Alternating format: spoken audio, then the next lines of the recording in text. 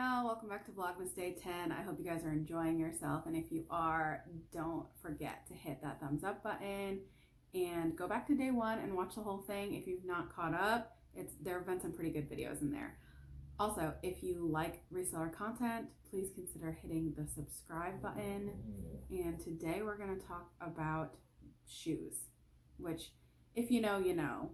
Shoes are my absolute favorite thing to sell. They're kind of my favorite thing to talk about, and we're going to do a Bolo list. So I'm going to tell you some brands that are selling for me and some brands that are on my, the list of things that I really want to find but haven't found yet.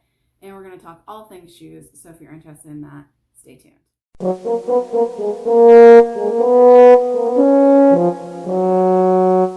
Welcome back. My name is Crystal. I am a full-time reseller on sites like eBay, Poshmark, and Mercari, and I sell all the things, but today we're talking about shoes.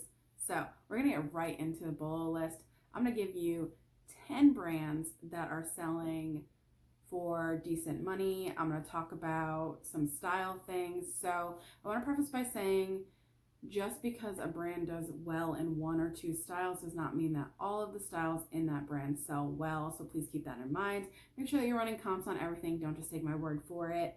But I'm kind of obsessed with shoes and I love selling them. So I figured, why not do a Bolo list? If you don't know what Bolo means, it just means be on the lookout.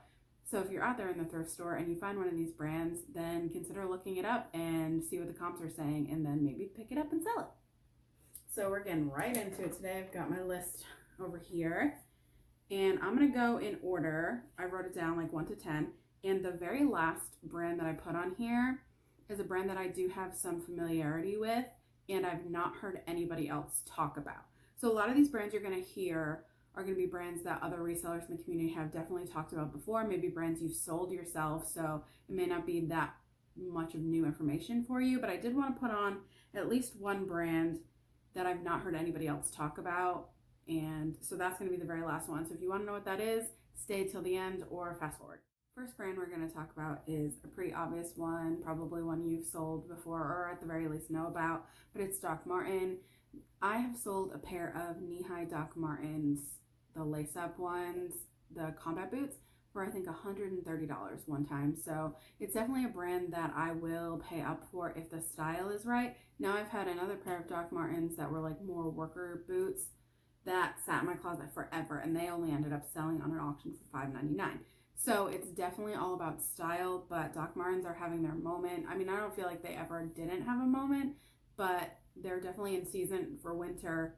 And the knee-high boots, I'll see if I can find a picture and put it up here, but that style in particular sells very, very well. So if you see that, consider picking it up. I think I paid $50 for it one time, which is not what I pay for most of my stuff. So it's definitely something that I would pay up for.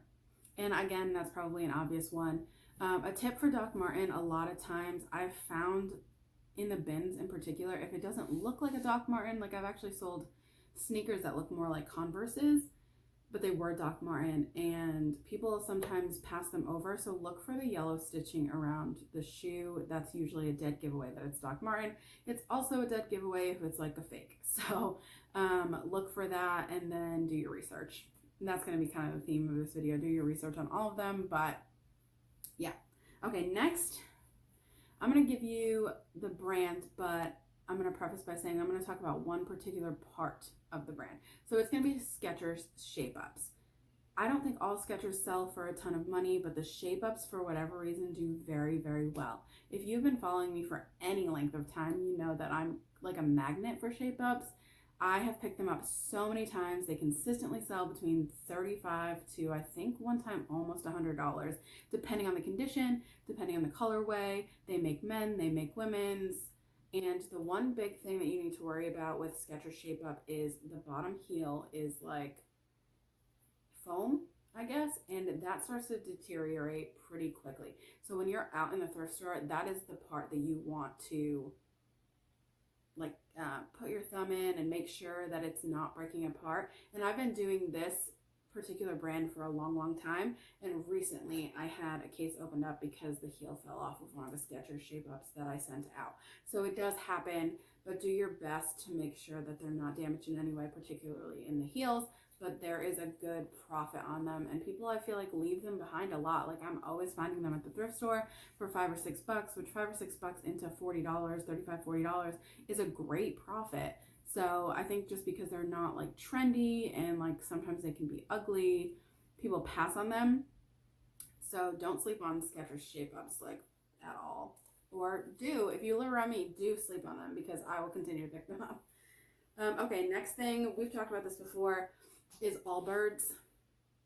People pass on these too. Like, I think I found 3 or 4 in a bin that had been so picked over, and I was like, how is this possible?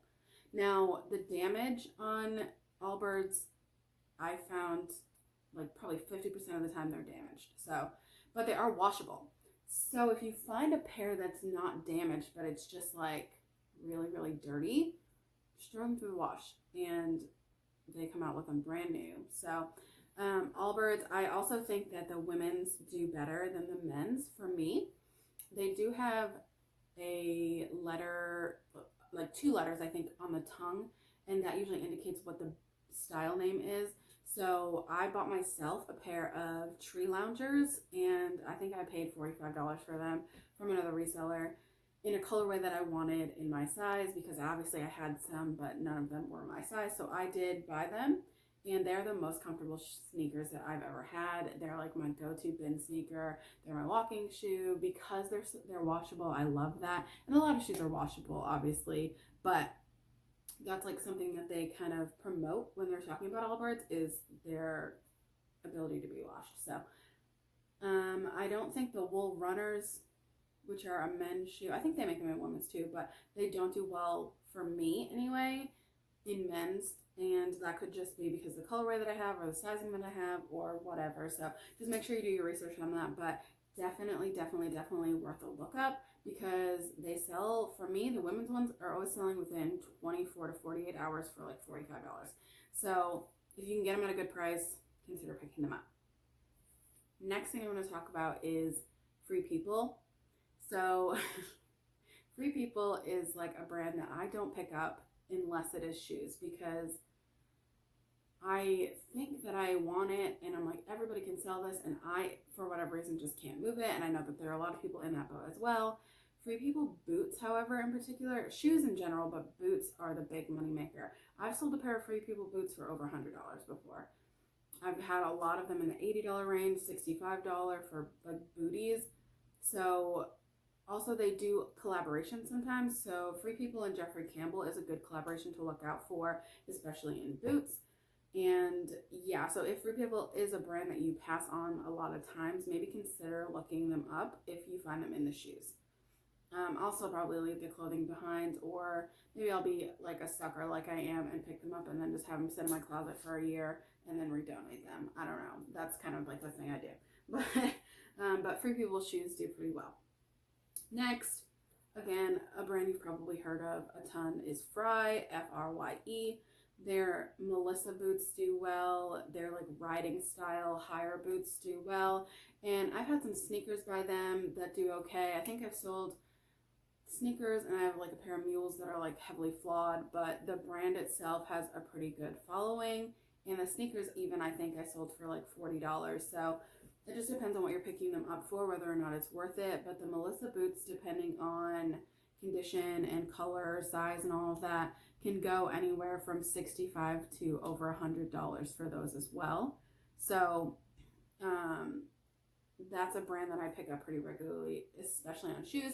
And if you get to know the brand logo, they're pretty easy to spot as well, because they're just like embossed in the leather like an F, but it's a very particular F. I'll try and find it and put it up here.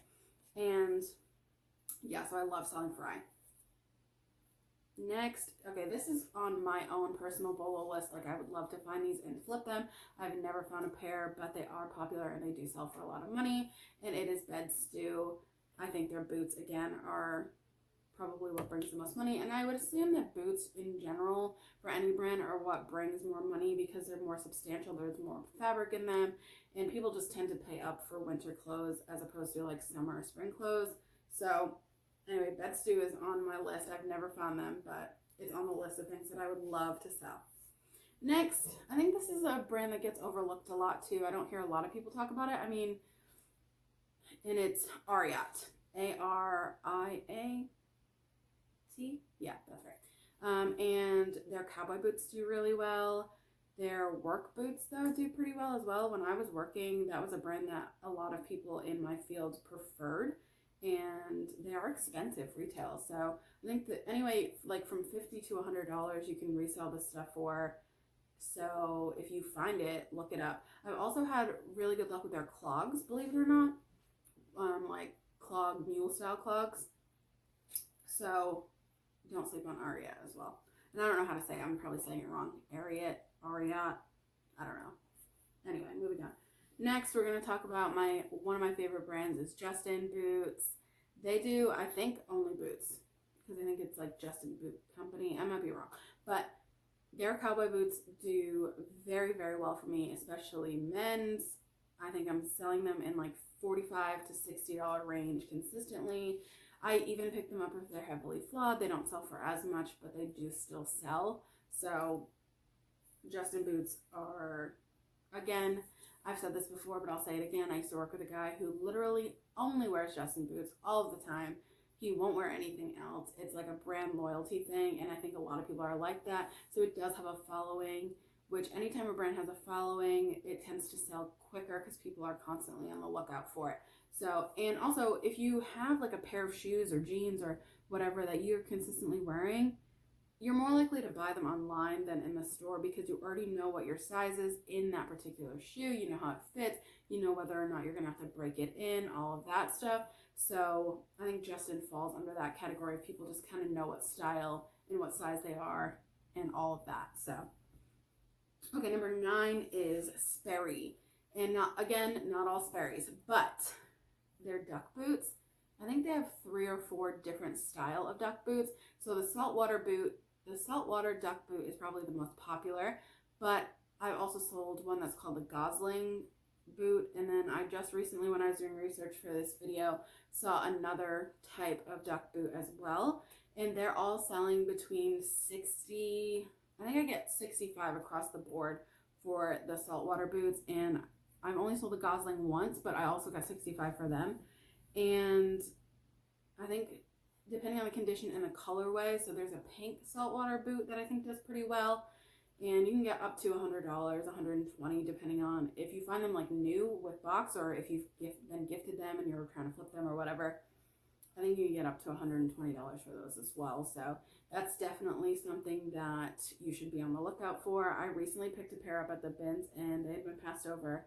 Not a bunch, but like enough to where I was like, oh, nobody knows what that is? Okay, I'll grab it. So yeah. And then number 10. Okay. So I don't know how to say this brand. I think it's TIEM, TIEM. It is a cycling shoe mostly. They do make other fitness shoes, which I think do well as well, but the cycling shoe is really what you're looking for. So these sell so quickly. When I was looking to purchase a pair, I couldn't find a pair in my size for under $65. And that was like very, very low. I am a deal hunter, so I really like talked this girl down. And she was like, I'm not going any lower than 65. And all the comps were way up at 100 and over. So I gladly purchased them for $65. But they come with clips on the bottom, so they're for a clip-in bicycle, like indoor cycling. And the TIEMs don't come with clips automatically. You have to purchase them separately. So if you find a pair that have the clips on them already, that does increase the value a little bit. And this is the brand that I've not heard anybody talk about, probably because it's kind of a newer brand, I think, and people do have like cycling shoes that they prefer, but a lot of the studios now, Cycle Bar, Soul Cycle, those type of studio like classroom spin classes are favoring that brand of shoe. And so also some like influencers on YouTube I've seen that talk about them, some cycling classes on YouTube as well, are really promoting that brand. And they're expensive, brand new. I think they're $160, and that's without the clip, which is another $25 for the clips. So that's something that I think if you ever find them, I've never found them out in the wild, but if you do find them, they're probably a brand that's not very well known in the reselling community, and definitely pick them up. They sell so quickly, like 24, 48 hours, because people are on the lookout for them. They come in a few different colorways, so there are a couple of colors that are popular. Obviously, black is the most sought after. There's like a camo that people also really enjoy. And I think white is probably the least, which is the one that I got because I was like, I don't care what the color is, I just need them for functionality purposes. But they're so comfortable. The other thing is they look like a sneaker. So if you spin, or if you don't, you may know that most spin shoes, the clip is on the bottom right here. And if you walk on them, you hear like this crunching, like metal on ground. So with the TIEMs, the clip is like sat up in this like rubber part. So you can actually walk on the sneaker and it doesn't really damage the clip, which I think is one of the points of the shoe. So I think that that's why people really like it. That's why I like it. It also is aesthetically pleasing. It does look like just a regular sneaker. So overall, 10 out of 10 on those shoes. Anyway, if you're in the market just for spin shoes, those are the ones to get.